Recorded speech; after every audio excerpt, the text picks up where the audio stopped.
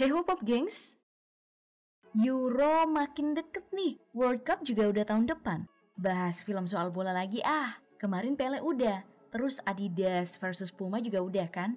Apalagi ya? Oh, ini nih, yang umurnya udah kepala 2 pasti tahu nih. Itu loh yang pemeran utamanya Stephen Chow, sama tentu aja si partner almarhum Eng Mantat. Gimana, udah inget? Kalau udah inget, buruan deh siapin cemilan. Hari ini kita bakal nostalgia bareng Shaolin Soccer.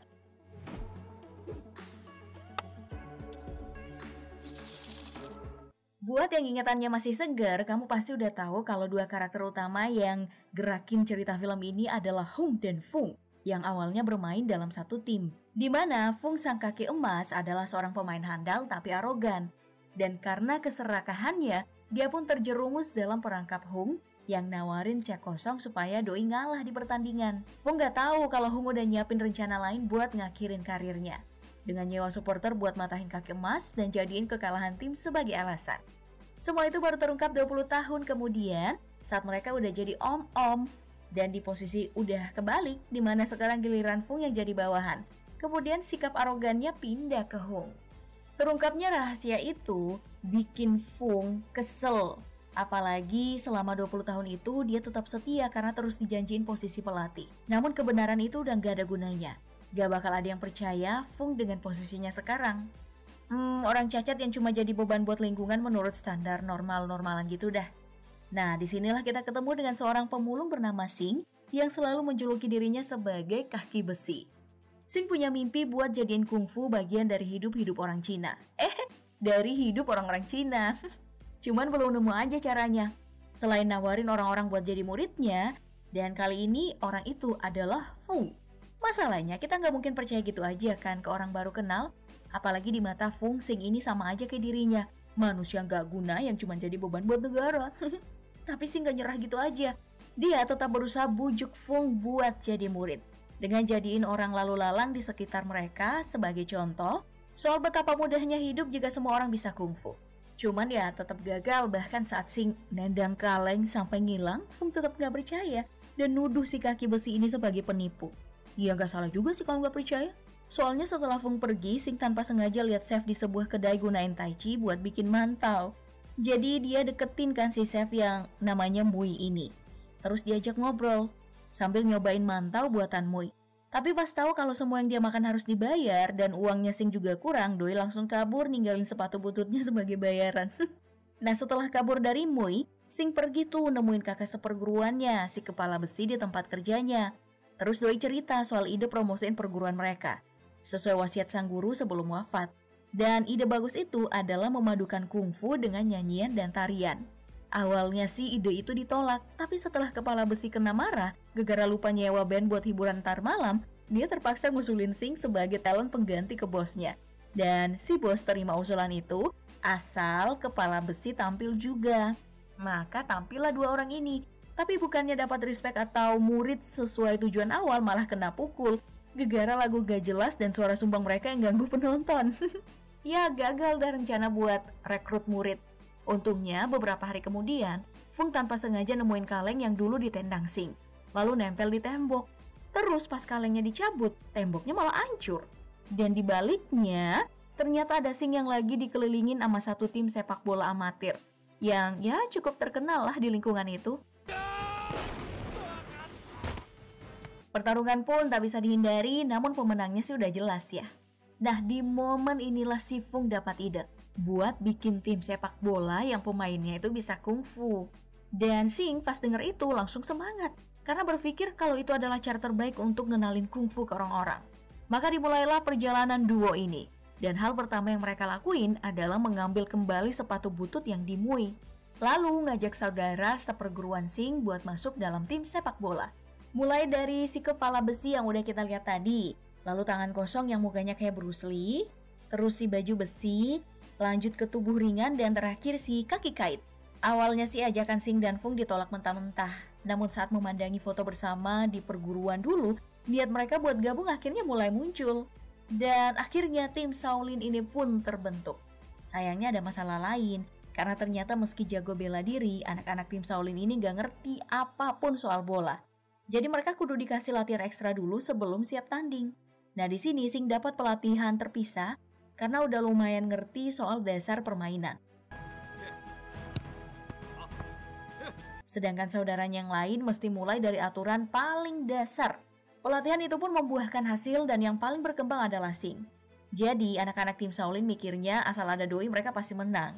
Tapi Fung jelasin nih kalau sepak bola itu soal kerja sama tim, bukan melulu soal skill individu.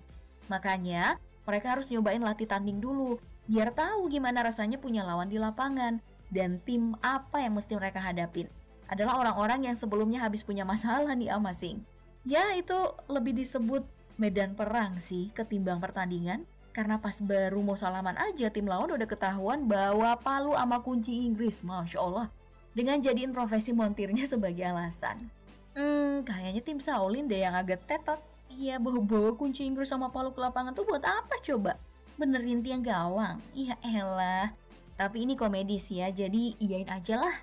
Toh kita yang nonton kan udah tahu kalau itu buat ngancurin tim Shaolin dan emang berhasil sih.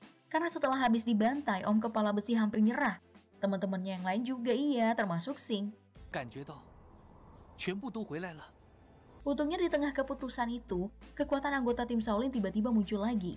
Dan dengan cepat mereka berhasil membalikkan badan. Lalu menangin pertandingan. Tim lawan yang kalah telak langsung nyembah-nyembah terus minta diajak masuk tim Shaolin juga buat bayar dosa atas permainan keras mereka selama pertandingan. Nah itu bikin para anggota tim Shaolin senang dong karena selain menang dapat tambahan pemain juga kan. Namun mereka nggak tahu kalau di tempat lain Fung si antagonis yang gak kelihatan sejak tadi tampak sedang mempersiapkan sesuatu yang berbahaya dengan jadiin bawahannya sebagai kelinci percobaan. Nah di sini nih momen pentingnya. Saat sedang menyaksikan eksperimen penting itu, tiba-tiba Hung dapat telepon soal Fung yang daftarin timnya buat ikut kejuaraan. Jadi, doi langsung cus ke tempat panitia. Soalnya khawatir kan, jangan sampai saingannya ini bakal jadi lawan berat.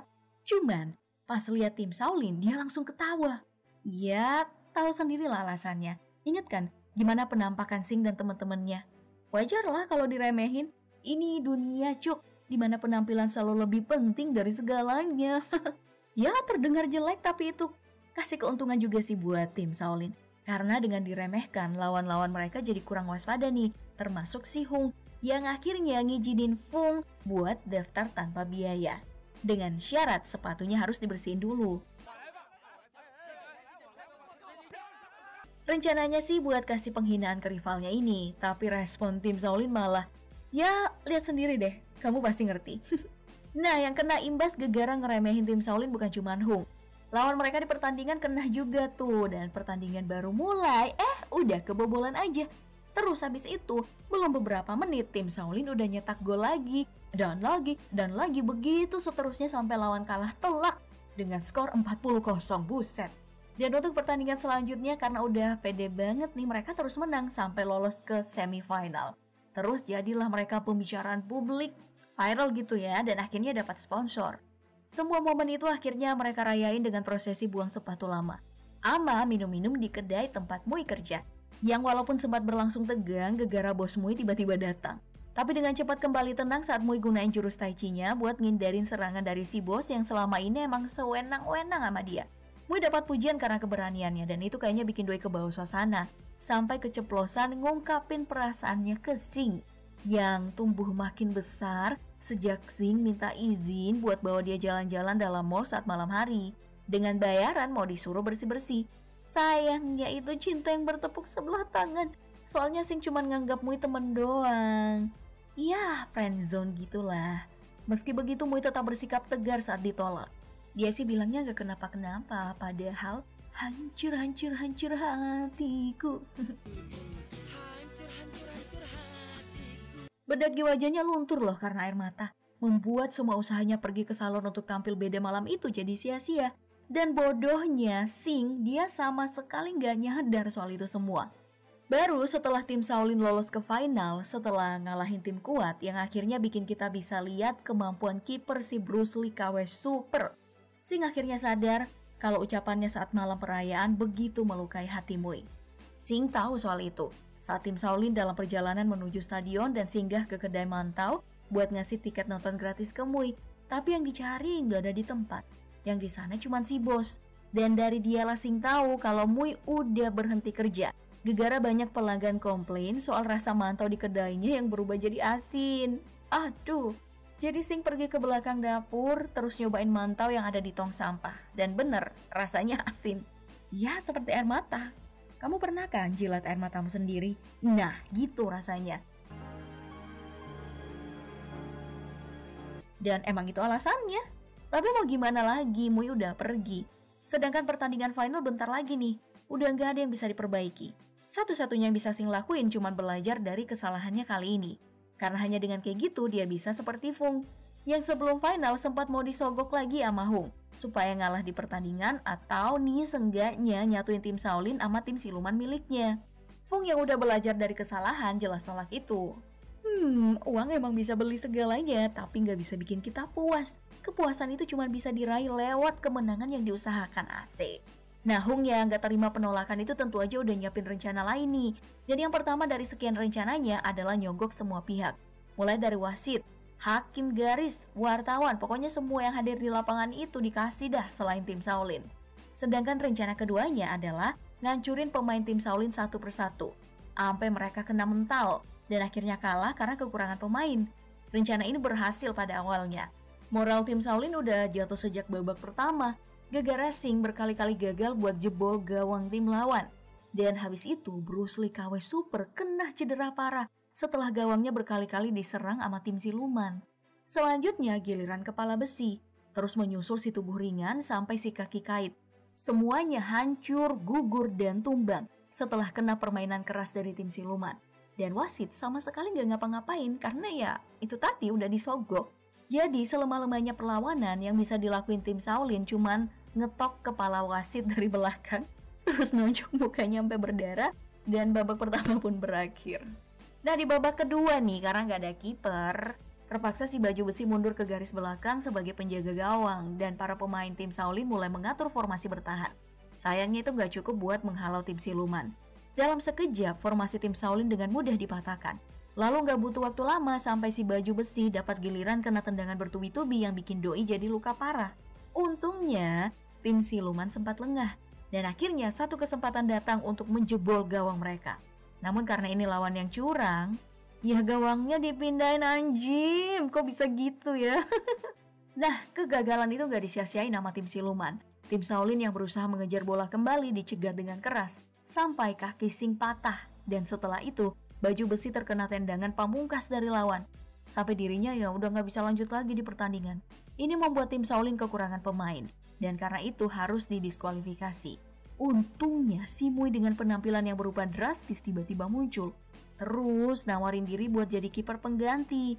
Tim Shaolin selamat berkat itu. Dan pertandingan pun kembali dilanjutkan. Nah, kehadiran Mui ini ternyata berhasil membuat ritme pertandingan hening menjadi lebih lucu sih.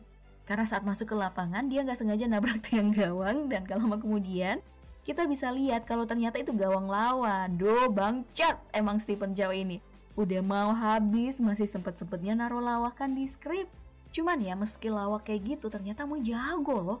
Doi jadi kiper pertama di tim Shaolin yang berhasil nahan tendangan dari tim siluman tanpa terluka sedikit pun. Dan rahasianya adalah memperlakukan bola seperti adonan mantau. Kesuksesanmu itu sontak menaikkan moral pemain di kubu tim Shaolin. Dan setelah itu ritme permainan jadi benar-benar berubah. Enggak, yang ini beneran berubah kok. Dengan menggunakan kekuatan Tai Chi-nya, Mui memutar bola sampai menciptakan pusaran angin di sekelilingnya. Kemudian mengopernya ke Sing yang tentu aja disambut dengan tendangan pamungkasnya. Yang pada akhirnya berhasil menjebol gawang lawan dan menghancurkan seluruh lapangan. Sing yang kehabisan tenaga langsung pingsan setelah itu. Terus tahu-tahu pas bangun, teman-temannya udah pada ngangkat piala. Adegan lalu berpindah ke beberapa bulan setelahnya di mana kita bisa melihat beberapa potongan berita di koran yang jelasin kalau Hung akhirnya dipenjara gara-gara ketahuan ngasih doping ke tim siluman. Dan film ini pun ditutup dengan montase perkotaan. Di mana Sing tampak sedang jogging lalu bertemu dengan orang-orang yang sebelum dia jadiin contoh buat kasih penjelasan ke Fung. Namun dalam kondisi yang sama sekali berbeda. Ya, Sing berhasil mengubah sekitarnya. Kini Kung Fu telah jadi bagian hidup orang-orang di dunianya dan seperti yang selalu dia promosikan, Kung Fu benar-benar membuat hidup orang jadi lebih mudah. Nah, apa sih pesan moralnya? Jadilah pantang menyerah Casing, jangan jadi serakah kayak Fung muda. Terus apalagi ya? Jangan ngehalalin segala cara buat menang kayak Hung. Bagus sih, simple, pesan moralnya gak ribet dan relate banget kecuali CGI-nya. Yang gak jelek juga sih sebenarnya, cuma lebay aja. Tapi Stephen Chow emang gitu kan kalau ngarahin film. Suka lebay, kadang absurd banget juga. Tapi disitulah komedinya, meski tujuan karakter utamanya jelas dan rasional. Halangan buat sampai ke sana dibuat gak masuk akal dan masalahnya dengan gaya Stephen Chow. Kita tahu itu mustahil tapi tetap percaya kalau itu ada. Ya itulah keajaiban aktor kum sutradara yang satu ini.